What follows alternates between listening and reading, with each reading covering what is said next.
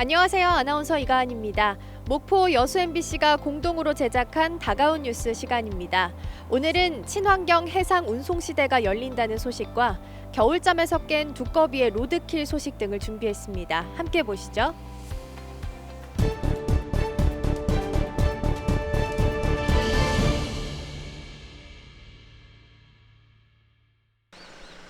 섬진강과 2km 떨어진 광양시 진상면의 한 도로. 도로 곳곳에 하얀 반점들이 찍혀 있습니다. 두꺼비들이 로드킬을 당한 지점을 표시한 흔적입니다. 매년 이맘때면 겨울잠에서 깨어난 두꺼비들은 태어났던 호수나 저수지로 돌아가 알을 낳습니다. 하지만 이곳에서는 도로가 저수지를 가로막고 있다 보니 매년 수백 마리의 두꺼비들이 도로를 건너다 차에 치여 목숨을 잃고 있습니다. 환경단체는 지난 6년간 이곳에서만 최소 1,600여 마리의 두꺼비가 숨진 것으로 보고 있습니다. 저희가 또 차들도 그 표시를 보고 조심히 가야 된다는 걸 인식하게 되고 저희들도 더 많이 생명체들을 살려야겠다라는 그런 생각들을 또 많이 하게 되는 것 같아요. 광양시와 환경단체는 매년 로드킬을 줄이기 위해 도로에 고립된 두꺼비들을 구조해 저수지에 풀어주고 있습니다. 또 지난 2017년에는 두꺼비들이 차도를 건너지 않고도 저수지에 도착할 수 있도록 생태 터널과 울타리를 만들었습니다. 그러나 지난해에만 500여 마리가 숨지는 등 로드킬은 끊이질 않고 있습니다. 환경단체는 기존의 시설을 보강하고 생태 터널을 추가로 만드는 등 두꺼비 로드킬을 막기 위한 더 많은 관심과 대책이 필요하다고 호소하고 있습니다. 모기라든지 그리고 농작물에게 피해주는 곤충들을 잡아먹으면서 균형을 유지해주는 중간자 역할을 하고 있기 때문에 양서류의 보호, 특히 이 두꺼비들의 보호는 절실히 필요하다고 생각합니다. 봄을 알리는 동물로 여러 설화와 민담에도 등장하며 오래전부터 친숙하고 상서롭게 여겨졌던 두꺼비. 그러나 개발로 서식지와 자연환경이 파괴되면서 두꺼비는 봄의 시작과 함께 도로에서 빈번히 죽음을 맞이하고 있습니다. MBC 뉴스 강서영입니다.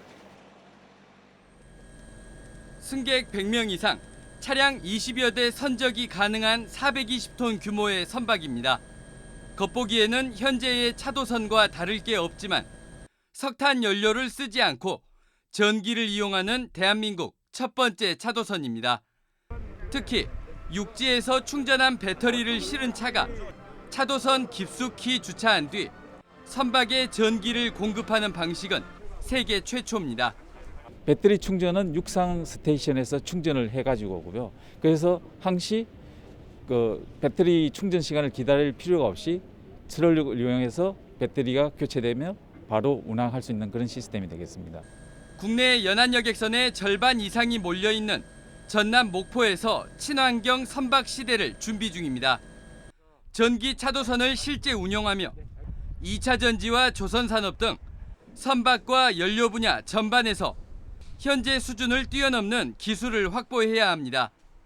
친환경 선박 연구소와 교육기관 등이 목포 앞바다에 집결해 친환경 대체 연료와 선박 무게를 줄일 신소재 개발, 기자재 국산화 기술 연구를 함께 추진합니다. 착실히 추진해서 우리 목포가 세계 친환경 선박 메카로 발돋움할 수 있도록 중앙정부 모든 기관들과 협력해서 최선을 다해 나가겠습니다.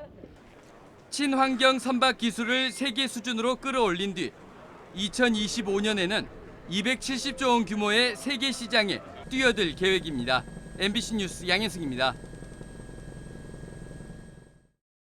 러시아가 우크라이나를 침공하면서 사태 장기화 우려 속에 국제유가는 최근 7년 사이 최고 수준으로 급등했고 심지어 배럴당 $100를 넘는 초유가 전망도 나오고 있습니다. 정유와 석유화합이 밀집해 있는 여수 국가산단 기업들도 비상입니다.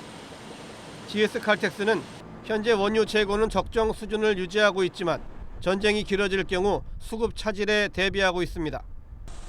LG화학과 롯데케미칼, 한화솔루션, 금호석유화학 등 석유화학 업종은 정유 쪽보다 우려가 더 큽니다.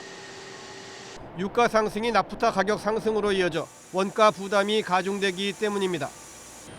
현재 국내 원유와 나프타의 러시아산 비중은 각각 5.5%와 24% 수준으로 수입선을 바꿀 경우 추가 비용 발생이 불가피합니다.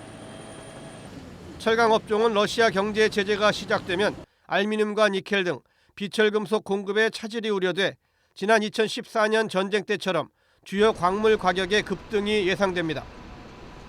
다행히 포스코 광양제철소는 핵심 원료를 러시아에서 수입하지 않아 당장 영향은 없겠지만 지속적인 가격 상승에 따른 수지 악화를 우려하고 있습니다. 항만 분야의 경우는 현재 광양항과 러시아를 오가는 기항선사는 2개 선사, 우크라이나 항로는 아직까지 없습니다. 물동량은 공산품과 수산물 등 연간 10만 TEU 정도로 광양항 전체 물동량의 4.5% 수준이며 역시 단기적인 영향은 없지만 사태 장기화 대비는 필요합니다. 전라남도는 최근 이번 사태와 관련해 경제 상황 긴급 점검 회의를 열고 각 산업 분야별 대응 방안 마련에 나섰습니다. 전남도는 원유와 천연가스, 곡물 등 원자재 수급 차질과 가격 상승으로 물가 상승 압력이 높아지겠지만 단기적인 영향은 제한적일 것이라며 사태 장기화에 적극 대비하기로 했습니다. MBC 뉴스 최우식입니다.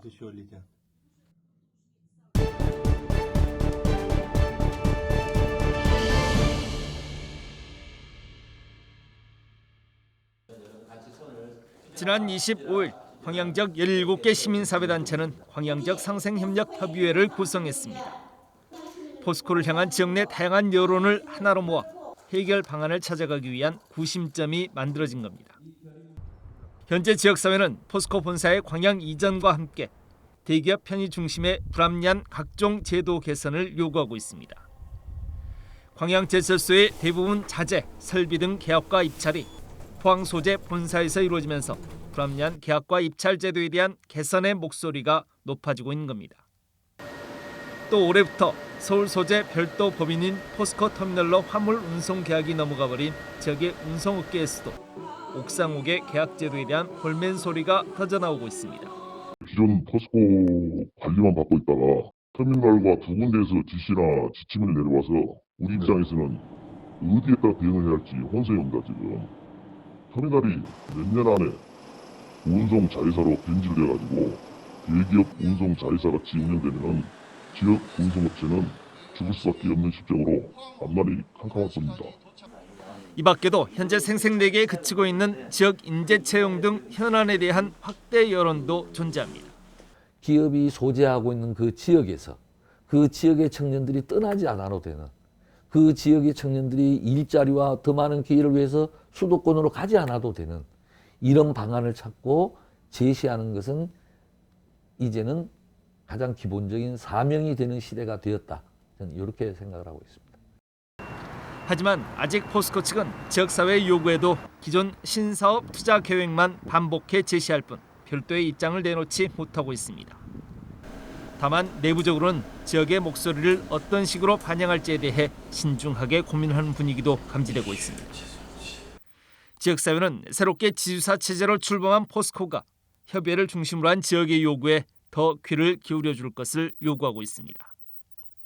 지역을 기반으로 성장한 글로벌 대기업이 지역과 상생의 대안을 찾아가는 책임 있는 모습을 보여줄 수 있기를 지역사회는 기대하고 있습니다.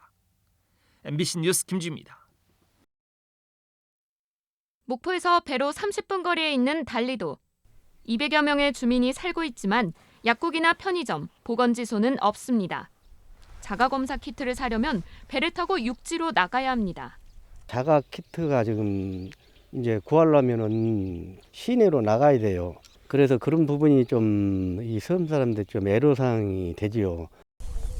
신안군 앞해읍입니다. 이 마을에서 편의점이나 약국을 가려면 거의 5km, 성인 남성 기준 1시간을 걸어야 합니다. 자가키트 구입처가 편의점과 약국 2곳으로만 제한되다 보니 농어촌 지역 주민들은 자가키트를 구하기가 쉽지 않습니다. 또 한 명이 한 번에 살 수 있는 자가키트 개수는 5개. 그래서 멀리 떨어진 약국이나 편의점까지 가서 자가키트를 사오더라도 4인 가족 기준 한 차례만 검사할 수 있습니다.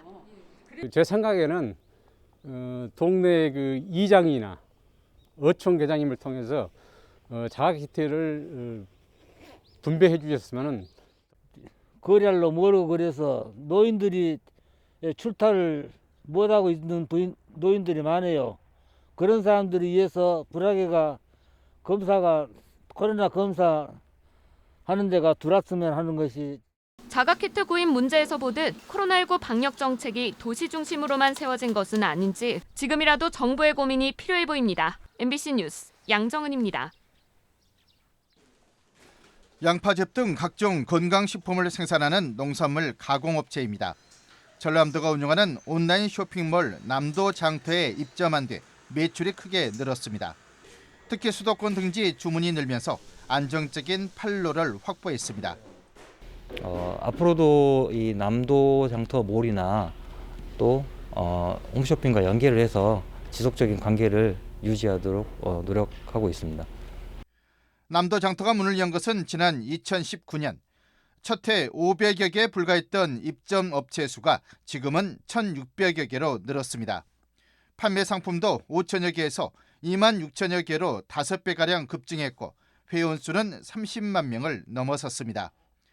지난해 매출은 500억 원을 돌파해 해마다 가파른 신장세를 보였습니다. 농축산물 위주였던 판매 상품은 공산품과 농어촌 체험 관광 상품에까지 확대됐습니다.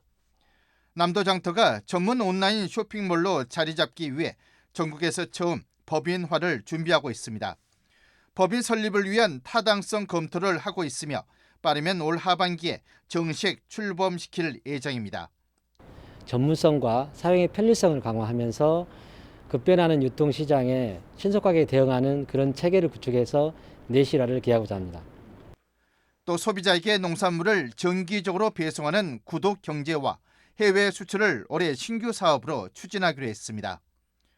남도장터가 개관 3년 만에 전남의 대표 온라인 쇼핑몰로 자리매김하고 있습니다. MBC 뉴스 문현철입니다.